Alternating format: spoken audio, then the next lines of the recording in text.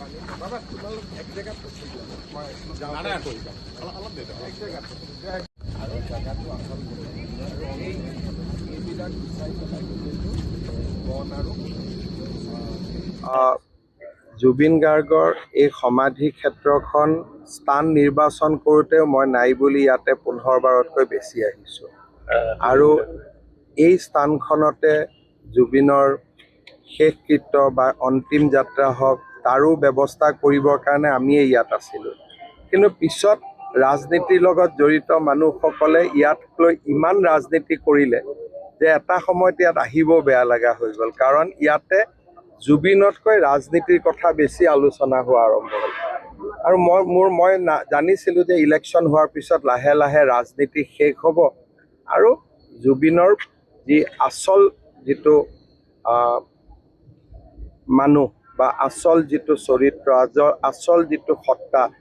আচল যিটো শিল্পী মন সেইটো নিজে নিজে প্ৰকাশ হ'ব আৰু আজি মই অনুভৱ কৰোঁ যে লাহে লাহে মানুহে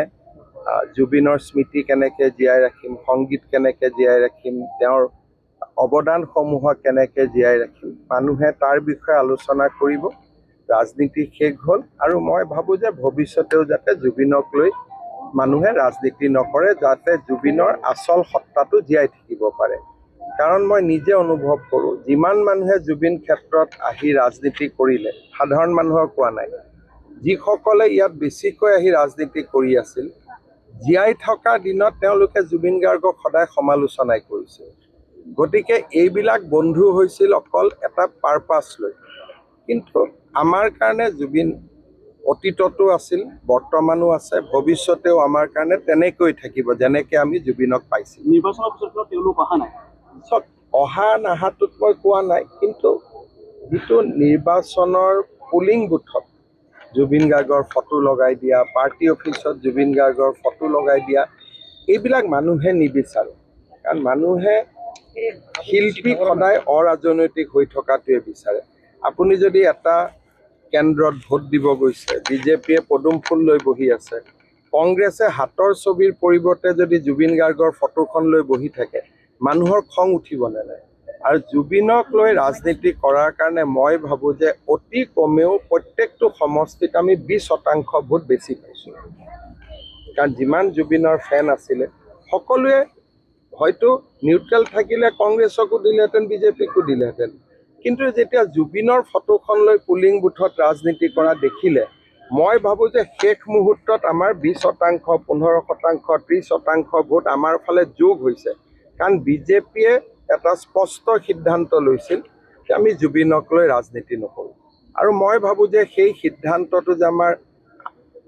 একেবাৰে শুদ্ধ সিদ্ধান্ত আছিল সময়ে প্ৰমাণ কৰিছে কালিৰ পৰা অসম বিধানসভাৰ অধিৱেশন আছে আৰু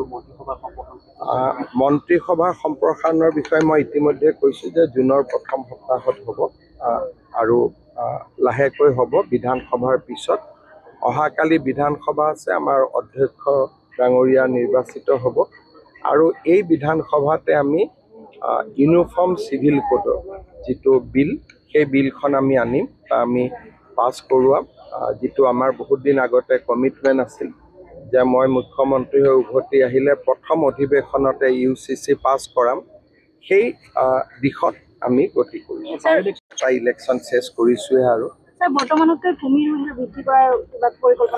10 বিঘা মাটি দিয়া হৈছে তাতকৈ মই ভাবোঁ যে ইয়াৰ যিটো পাহাৰত যদি উঠে